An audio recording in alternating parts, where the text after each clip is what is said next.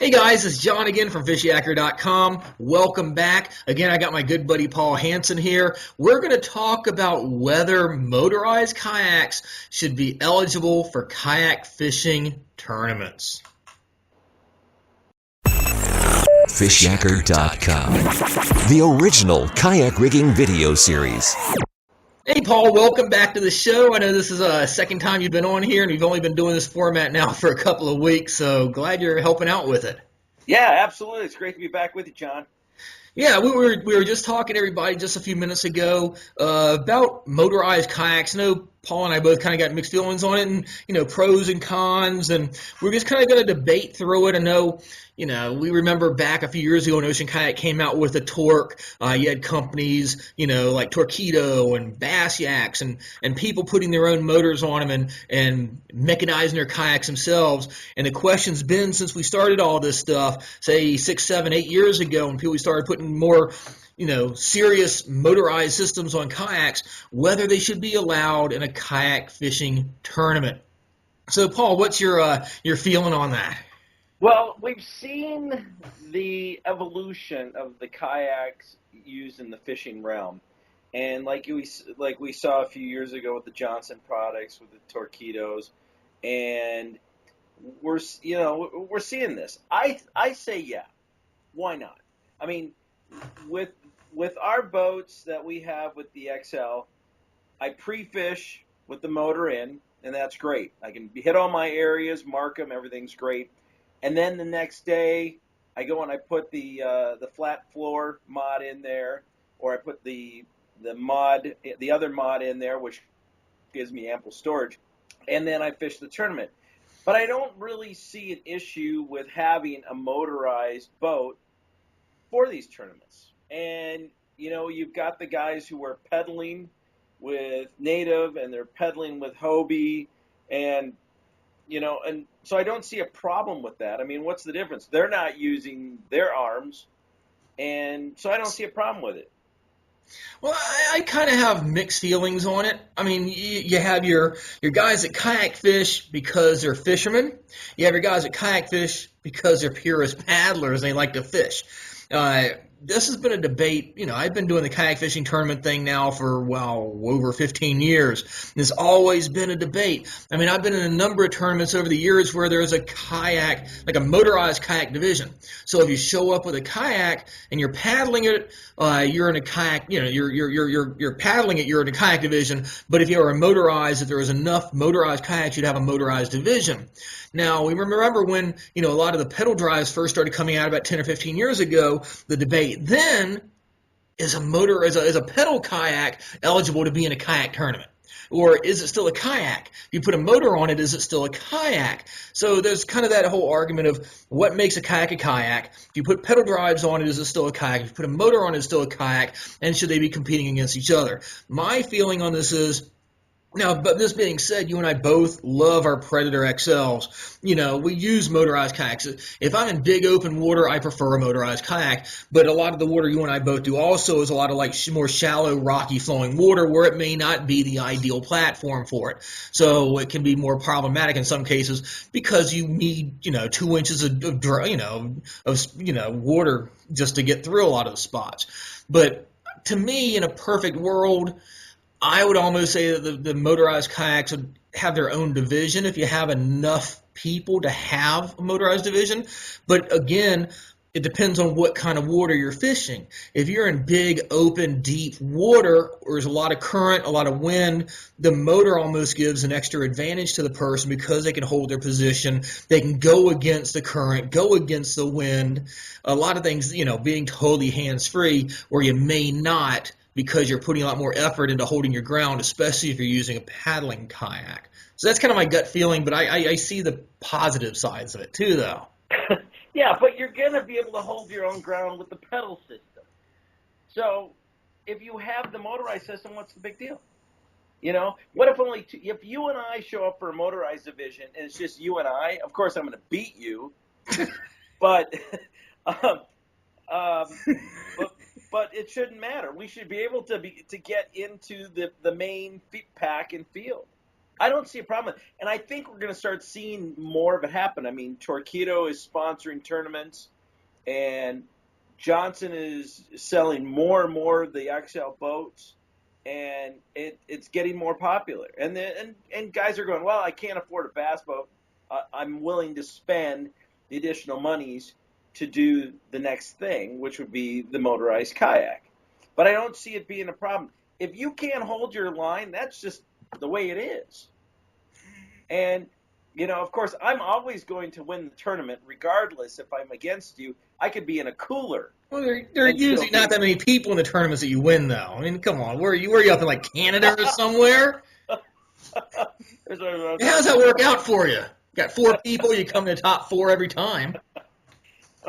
Well, I guess, you know, but I was in the top 4. It doesn't matter. On paper, it looks good. It looks awesome on paper. You mentioned the cooler thing. You and I were just joking about that. At what point is it even a kayak? If I bust out a giant old school igloo cooler or something and I'm sitting in it and I got a paddle and a PFD on, still a kayak. That I want to see. You in a big old cooler with a life jacket on. Well, I want to see that one. Well, have you ever seen the picture? What is it? My old buddy Corey Ruth, I think there's a shot of him floating around and sitting in a cooler paddling it. That's what I just visualize that. I mean, you see all that type of crap when you're floating in the river after a flood or something. You see who knows what. But, you know, with the motorized kayaks, I mean, I don't know. I mean, I come from a lot of a purist background, and it's funny the way the kayak fishing industry is gone. When you and I started doing this stuff, most of the guys who were kayak fishing, a lot of them were paddlers because your fishermen would just get john boats and shore fish. They weren't thinking about kayaks, but now that kayaks have proliferated the market so much, you have more people that are fishermen first, kayakers second, and now it doesn't really matter. So we've kind of blurred a line there that we never before. If we had the same discussion 10 years ago, people would jump all over and say, "Oh no, absolutely no motors on kayaks for fishing tournaments." When we've done a lot of ours, say the Pennsylvania Kayak Fishing Association, we usually have like a group like discussion. Like if we have somebody in the tournament that is, you know, has a lot more age on them, or they had a heart condition, or they're, you know, not in the best health or handicap, you know, usually just throw it out for the group and say, hey, what do you guys think? Is it okay for, you know, whatever his name, Bob, say, you know, to use a motorized kayak, you know, because he's got a disability? And usually the group goes along with it. There's never any complaints anyway. So what if, like you said, what if we let everybody have a motorized kayak if they wanted to? Now, I don't know. It's almost like a disadvantage, but also are we, you know, if we have a level playing field, everybody's got the same type of equipment, but, you know. But don't you think it's the evolution of the way things are going? I mean, just, you know, the new issue of Kayak Angling Magazine came out with their boat issue, and we've got a boat here that's got 2 seats, a lean bar, and a 6-horse motor on the back of it. So is that the evolution that we're seeing it go, or is that just an exception and an anomaly of the whole deal? Is it still a kayak, though?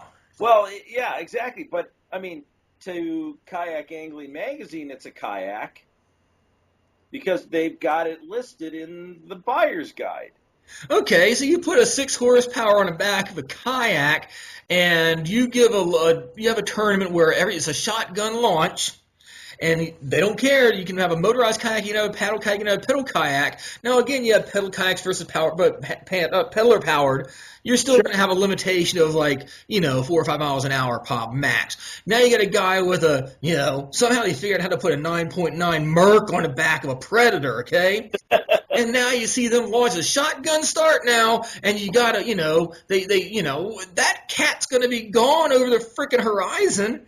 And you're out there paddling or pedaling, and like you're like 100 yards. That guy's over the horizon. I don't know. Sure. You have to draw a line somewhere. I mean, what point? Is that too much? Yeah, I agree with you. I mean, but I see the evolution of kayaks. I mean, let's look at the early stages. You know, it was the very basic boats, and now, I mean, then you see boats like. I mean, when I saw the Kilroy come out a couple of years ago, I was like, holy buckets, this thing is just, you know, it's like a battleship, hence the name.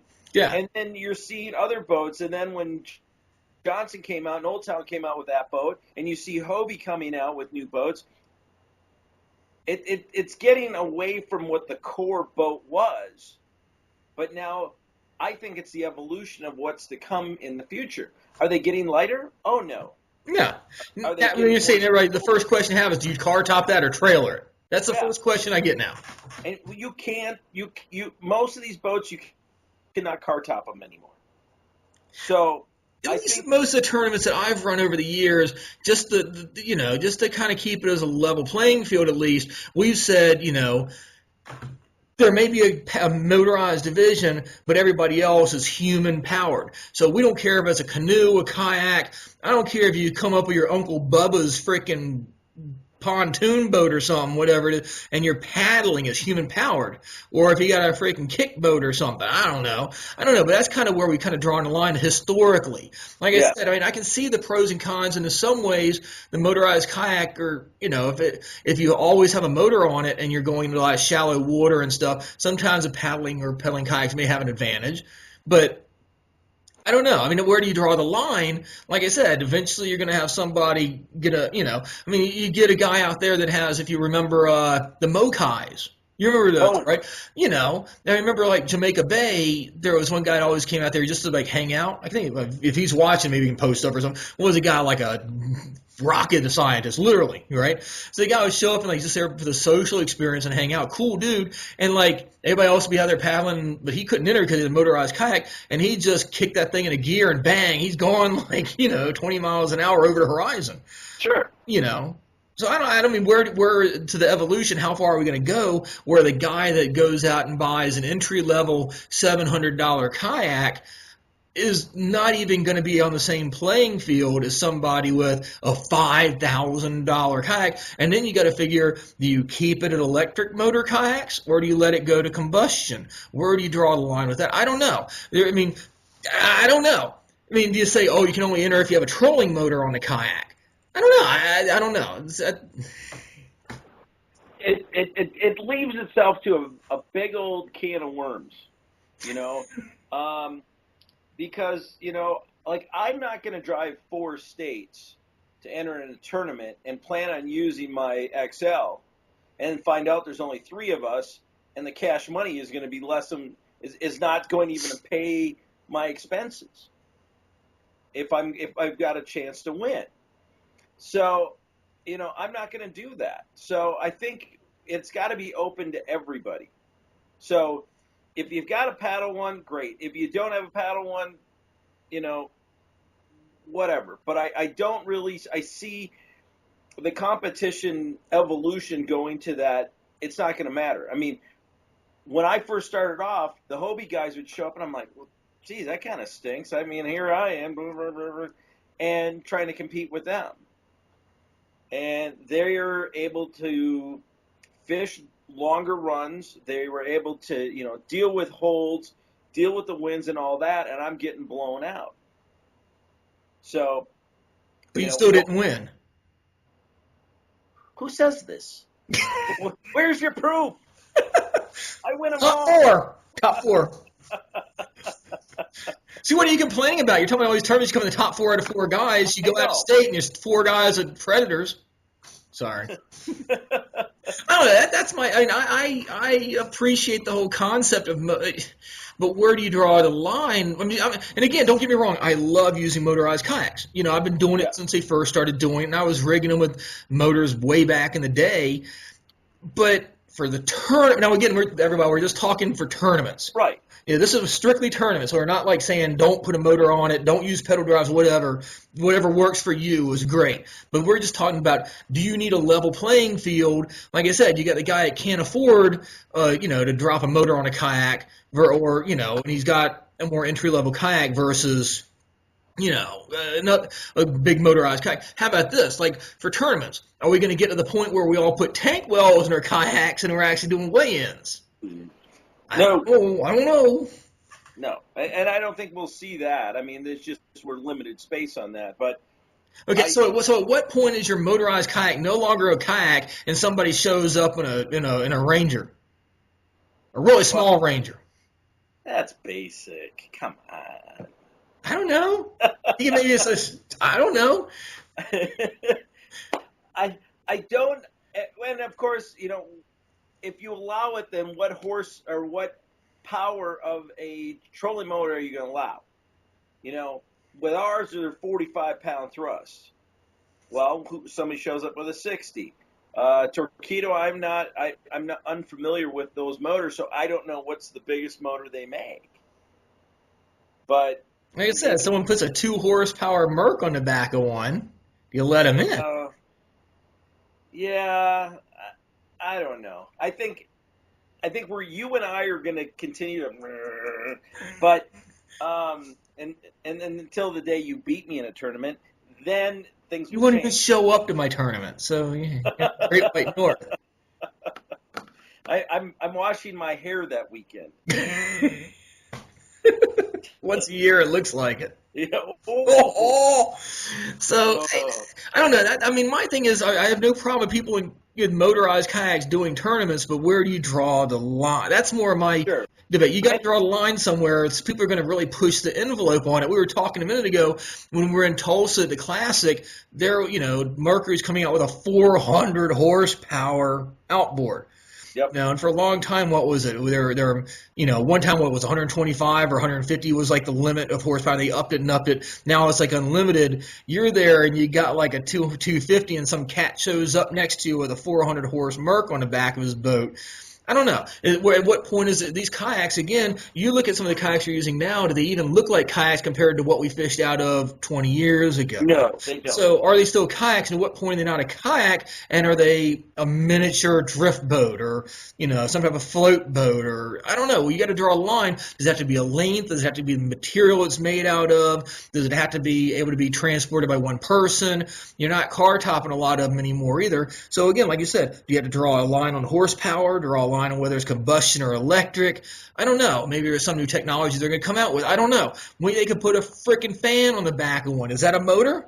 What if you make an airboat kayak? I don't know. Where do you draw the line? Yeah. That's my only concern with this, to make it all a level playing field, because if it's a kayak fishing tournament, it's a kayak fishing tournament. At what point is no longer a kayak fishing tournament? It's just a free-for-all, bring out your, whatever you want to float down the river, and you can go with an air mattress for all we care. Sure. That's my quandary as a tournament director. That's why I'm coming from this tournament director, because there's always going to be somebody who's like, that's not fair. True. And, they always, and all the entries, it says it has to be a self-propelled boat. And, like I said, and you and I can go round and round on this. I don't have a problem with motorized. I don't. I wish I could.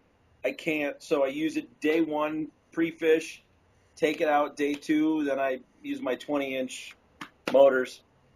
And so, yeah, like Kwanzaa, right? So, but I think, it's but the evolution of this is going to go into a full-on motorized, just like we're going to have pro divisions and amateur divisions. Oh, absolutely. But again, I just think sometimes you got to draw the line. I mean, if you really want to split hairs, maybe I'm thinking way outside the box, self-propelled, what if you have a motorized kayak and you charge your battery off of an exercycle or something? I don't know. And then you take I don't know. It's just, you get to the point of splitting hairs, and I think of it, like I said, as a tournament director, you got 25 guys show up for the tournament, one guy pulls out a motorized kayak. And you're fishing, I don't know, you're striper fishing in big open water around bridge tunnels or something, and you're fighting the tide, fighting the wind, big open deep water. I don't know, you're in 40 feet of water. Like you said, I mean, pedal drives, we always thought had an advantage, but the motor is a little bit even different, because where do you draw the line? That's I think is the biggest issue here. You get somebody shows up with 2 frickin' Minn Kotas on the kayak. They got 2 60-pound thrust motors, one on the bow, one on the stern. You go out and you go to these little crappy lakes that are electric motor only. You see guys with like half a dozen frickin' trolling motors in these little John boats. Sure. And they can go like 20 miles an hour. You get up on plane on trolling motors. And like you said, I went to a couple years ago when I was at the at ICAST, and they had that outboard Torpedo there from Europe that, I don't know, what was it, 150 equivalent or whatever. You guys that do Torpedo stuff know that better than us. But yeah, this thing was bigger. Now, my car is not very big. This thing was bigger than my car. Does that count? If you got enough weight capacity on the kayak, where do you draw the line? That's my only concern. Sure. Well, it'll be interesting to see where this does go, and I know you and I will continue to debate this.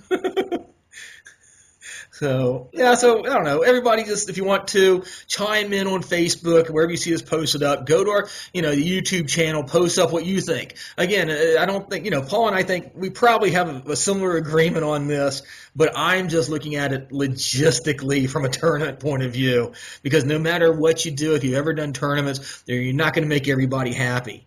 So, I don't know, just to try to keep it a level playing field.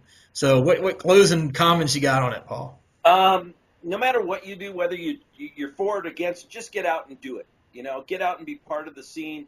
Get out and fish. Get out there and keep the comments coming for John, because I know he'll call me up and we'll get talking about it. But and if you don't get enough comments on here, Paul won't be on anymore.